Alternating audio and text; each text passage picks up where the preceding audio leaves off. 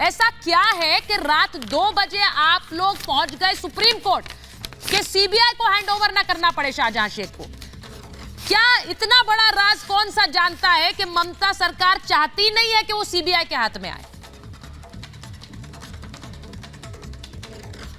एक तो सबसे पहले 55 दिन ईडी ने उसको अरेस्ट नहीं कर पाया। जब हम उसको खिलाफ एफआईआर दर्ज किए थे तो ईडी जाकर उसको स्टे करा दिया था। जब ऑनरेबल चीफ जस्टिस जब बोले हैं कोई भी अरेस्ट कर सकता है तो हम 48 घंटे को पहले शाहजहां से को अरेस्ट करके दिखा दिया। जब बंगाल पुलिस सबसे अच्छे पुलिस है, वर्ल्ड में नंबर 2 पुलिस में गिना जाता है, स्कॉटलैंड यार्ड पुलिस के बाद ही बंगाल पुलिस को गिना जाता है। जब हमने पकड़ के लेके आया, ईडी उसको पकड़ भी नहीं पाया, छो भी नहीं पाया, कुछ भी नहीं कर पाया, तो हम टोटल इन्वेस्टिगेशन नहीं करेंगे, नहीं करके छोड़ देंगे। ये कहां का ये चाह रहे हैं? घर का कौन सा ये है जो उसको मतलब जो उसको छोड़ देने पड़ेंगे?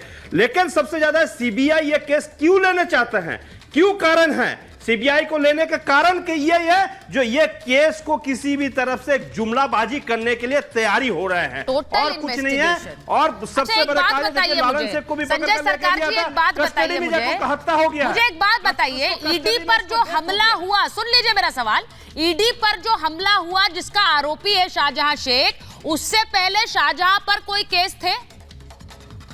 कोई केस थे कि नहीं थे?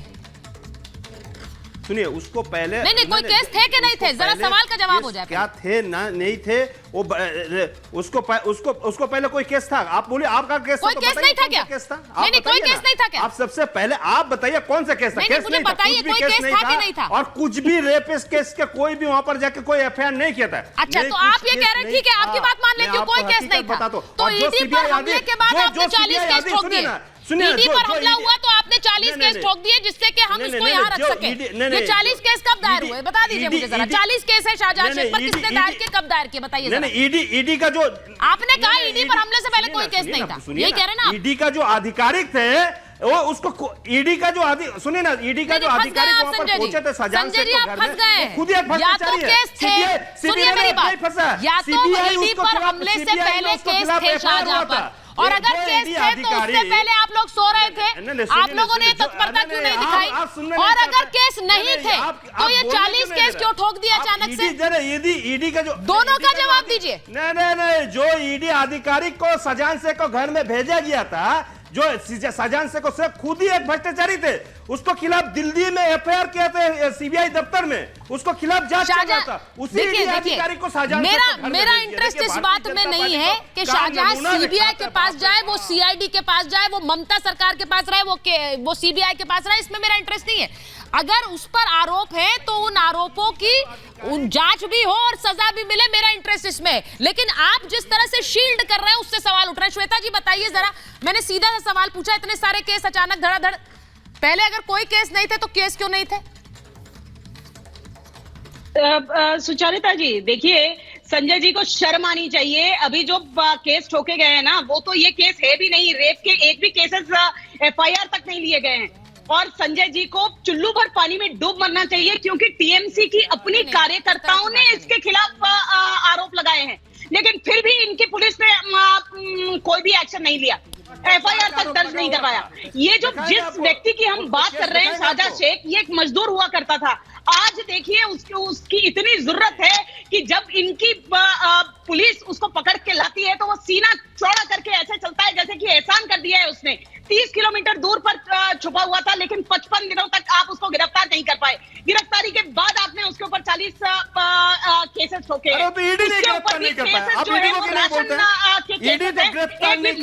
उसको देखिए पहले, ईडी तो गिरफ्तार नहीं कर पाए, जो आप क्यों नहीं देखा? महिलाओं ने लगाया है। नहीं श्वेता जी वो सवाल पूछ रहे हैं, ठीक है एक मिनट, श्वेता जी वो सवाल पूछ रहे हैं, वो कह रहे हैं कि 55 दिन आप बार बार कहते हैं, और आप ईडी ने गिरफ्तार क्यों नहीं किया, ईडी क्यों नहीं ढूंढ पाई, वो सवाल पूछ रहे हैं। आप ये बताइए कि इतनी ईडी क्यों नहीं गिरफ्तार किया? आज जो ईडी का अधिकारी को वहां पर भेजा गया था वो खुद ही भ्रष्टाचारी थे। अच्छा, ईडी के अधिकारी भ्रष्टाचारी थे, घर में भेजा गया था, उसको खिलाफ दिल्ली में सीबीआई में भ्रष्टाचार था, उसके खिलाफ। अच्छा, ईडी के अधिकारी भ्रष्टाचारी थे, इसीलिए उन पर पत्थर बरसाए गए, इसीलिए उन्हें मारा पीटा गया। संजय जी वो भ्रष्टाचारी थे, उन्हें देखते ही पता चल गया था कि वो भ्रष्टाचारी है। नहीं, मारा पीटा उसको नहीं, जो एक भ्रष्टाचारी ऑफिसर को लिए आप कैसे भेजा? एक भ्रष्टाचारी ऑफिसर को कैसे भेजा? पत्थर क्यों बरसाए थे, उन पर हमला क्यों किया था और उसके बाद उन्हें प्रोटेक्ट क्यों किया? सवाल ये ये सवाल है। नहीं, एक मिनट। एक भ्रष्टाचारी अधिकारी को शाहजहां शेख को घर में जाकर और भ्रष्टाचार के लिए अब भेजे हैं, जो भ्रष्टाचार के जांच करे वो भ्रष्टाचार की जांच के लिए आपके स्वर इतने कड़े हैं, महिला उत्पीड़न के जो आरोप लगे उन पर नहीं है। भ्रष्टाचार के जांच करने के लिए एक भ्रष्टाचार अधिकारी को भेजा ठीक है, भ्रष्टाचारी अधिकारी को हटा दीजिए, तो अब दे दीजिए ना, सीबीआई पहुंची है, तो उसमें तो नहीं है कोई भ्रष्टाचारी, अब दे क्यों नहीं रहे? संजय जी, अब तो सीबीआई की टीम पहुंची है, उनको तो हैंडओवर करिए। कोर्ट की धज्जियां उड़ाकर रख दी है आपने, कोर्ट बार बार कह रहा है हैंडओवर करिए, आप लोग हैंडओवर नहीं कर रहे, क्यों नहीं हैंडओवर कर रहे हैं आप? अरे आपके कोर्ट, आपके जज ने उसको हैंडओवर जैसा हो जाएगा, नियम के अनुसार में हैंडओवर हो जाएगा। नियम तो कल शाम 4 बजे का था। भ्रष्टाचारी ऑफिसर एक मिनट, नियम 4 बजे का था, आप लोगों ने हैंडओवर नहीं किया। भ्रष्टाचारी ऑफिसर को भारतीय जनता पार्टी क्यों भेजा है? नहीं, क्यों अरे भाई कंफ्यूज मत करिए संजय जी, एक मिनट फैक्ट्स बता दो। सीबीआई की टीम लेने पहुंची थी कल ईडी की टीम लेने नहीं पहुंची थी। भ्रष्टाचार ऑफिसर, सुन लीजिए मेरी बात Sanjay ji, Sanjay ji you need to listen. ED की टीम लेने नहीं पहुंची थी, सीबीआई की टीम लेने पहुंची थी। आप अगर कह रहे हैं भ्रष्टाचारी ईडी थी, तो सीबीआई की टीम को हैंडओवर करना चाहिए था। कोर्ट ने आपको कहा था 4 बजे हैंडओवर करिए, आपने नहीं किया, क्यों नहीं किया? सवाल मेरा ये। मैं एक बार दुष्यंत जी के पास आ रही, स्टूडियो में आ रही हूं एक बार। दुष्यंत जी जरा बताइए, गुंडों की सरकार है? बिल्कुल गुंडों की सरकार नहीं है, देश की नंबर 1 नहीं, गलत कहा है।